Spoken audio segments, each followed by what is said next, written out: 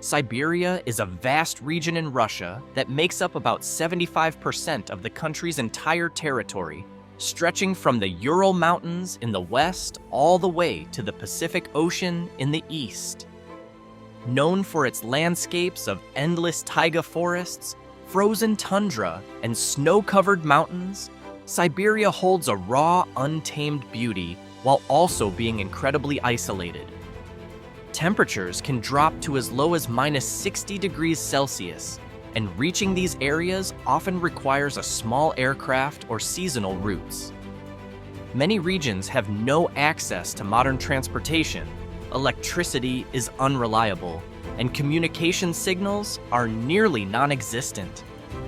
Still, life goes on, reflecting the resilience and independence of the people living at the edge of the world, despite seeming forgotten by the rest of it.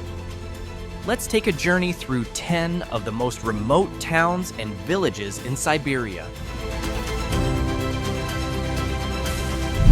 In the heart of eastern Siberia lies a remote village called Oymyakon, known as the coldest permanently inhabited place on Earth. With a population of around 500 people, this village recorded an extreme temperature of -71.2 degrees Celsius back in 1924, making it a living legend in the world of natural extremes. Ironically, the name Oymyakon means water that doesn't freeze, although nearly everything here does freeze, right down to eyelashes and even spit. Reaching this village is incredibly difficult. There are no permanent roads, only an ice road that can be used during winter months. Despite the harshness, life goes on. Locals survive by hunting, ice fishing, and eating frozen fish. Cars must be kept running constantly to prevent freezing, and traditional outdoor toilets without plumbing are the everyday norm. Next is the small town of Batagay, located in Russia's Sakha Republic, home to about 4,000 residents. Though isolated, Batagay has gained global attention for being near the Batagay crater, a massive land depression caused by thawing permafrost, often called the gateway to hell. This geological phenomenon keeps expanding and stands as visible proof of climate change, so large it can even be seen from space. Batagay sits on the banks of the Yana River and can only be reached by air from Yakutsk or, in winter, via the frozen river, making it one of the hardest places to access. It was officially designated an urban-type settlement in 1945 and now serves as the administrative center of the Verkhoyansk district. Tucked deep inside Siberia's vast taiga forest is the small town of Tura, home to about 5,000 people. It serves as the administrative center of the Evenkiya district in Krasnoyarsk Krai, one of Russia's most remote and inaccessible regions. There are no permanent roads here. The only way in is by air from the city of Krasnoyarsk. Located where the Kochichum and Nizhnaya Tunguska rivers meet, Tura is home to the indigenous Evenkiya people, who still live off the land through hunting and reindeer herding, preserving ancient traditions in the modern age. Far to the north, at the edge of the Arctic Ocean, lies Dikson, a lonely settlement on the Kara Sea with around 500 residents. It's the northernmost permanent settlement on mainland Asia and was once proudly called the capital of the Arctic. Today, many buildings sit abandoned and access is extremely limited. Ships can only reach it during a short ice-free window each year, while air travel remains the only regular lifeline. Despite its ghost town appearance, Dikson still serves as a military and climate monitoring post, one of the last outposts watching over Earth's northernmost extremes. Located in Russia's Sakha Republic, Mirny is a remote city that was born out of the Soviet Union's search for diamonds. With a population of around 35,000 people, The city sits deep in the wild and unforgiving subarctic landscape about 820 kilometers west of Yakutsk.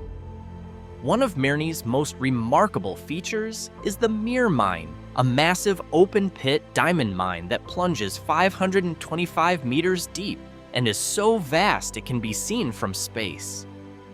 Reaching Mirny is no easy task. Flights from Yakutsk are the main connection, while overland routes are only passable during the summer months.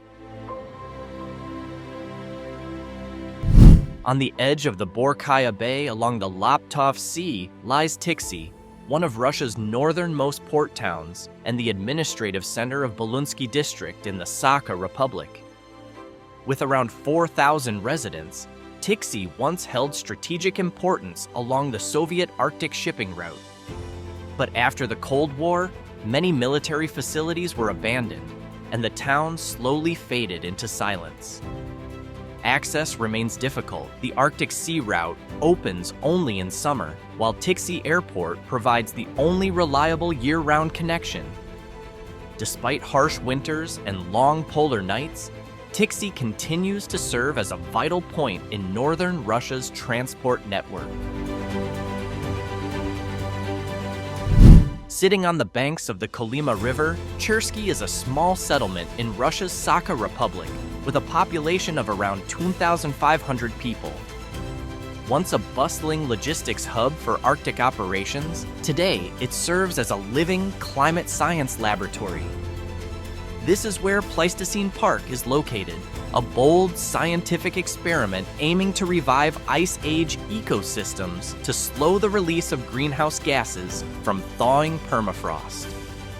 Despite its crucial role in global research, Chersky has been losing population since the fall of the Soviet Union and continues to struggle with crumbling infrastructure and severe isolation. Access is limited to air travel from Yakutsk or Magadan, cutting it off from the rest of the world. Still, the polar calm and skies free from city lights make Chersky not just scientifically vital, but a symbol of human resilience in the face of a changing climate and era. Nestled between the Nera River Valley and the Silyap Mountains, Ust-Nera is home to around 5,000 people and ranks as one of the most extreme inhabited places on Earth. It holds the second lowest winter temperatures after Oymyakon. Built during the Soviet era as a gold mining town, Ust-Nera has always balanced its rich resources with the unforgiving environment. Winter temperatures can plunge below minus 50 degrees Celsius, and during the darkest months, food and energy supplies are severely limited. Yet life goes on. Schools, hospitals, and stores remain in operation amid the isolation. The town is accessible only by air and by limited overland routes like the Kolyma Highway. Ust-Nera is more than just a remote point on the map. It's a powerful reminder that people can endure, even on the frozen edge of the world. Next is Tofalaria, a cultural region located in the southwestern part of the Nizhny-Dinsky district in Irkutsk Oblast, Russia. Hidden deep within the eastern Sayan Mountains, this area is home to about 700 people living in small villages like Aligjer, Verkhoyansk, Gutara, and Nerka. But Tofalaria is more than just a place to live. It's the ancestral land of the Tofalar people, an indigenous ethnic minority known for reindeer herding and taiga hunting. Access to Tofalaria is extremely limited. There are no highways, and the only way to reach it is by helicopter or a long journey along the Uda River through dense forest. Life here remains closely tied to nomadic traditions and far removed from the modern world, making Tofalaria one of Russia's most authentic cultural enclaves. Finally, we arrive at Khamakar, a tiny village in Khatangsky district within the Irkutsk Oblast, where fewer than 100 people live in near total isolation. This village is considered one of the hardest places to access on Earth, So remote, in fact, that many modern maps still struggle to pinpoint its exact location. These places are more than just dots on a map. They are powerful reflections of human resilience. In the face of freezing temperatures, roads that vanish with the spring thaw, and limited access to basic needs like electricity and internet, life continues. People raise children, care for the elderly, and nurture a sense of community. What might seem like hardship or isolation to the outside world is simply everyday life for those who live here. Self-reliance isn't a lifestyle choice, it's a necessity. While the rest of the world races toward technological advancement, these places quietly remind us that true progress can also mean endurance, a deep connection to nature, and the courage to survive. It's a kind of strength that can't be measured by internet speed or the height of a skyscraper.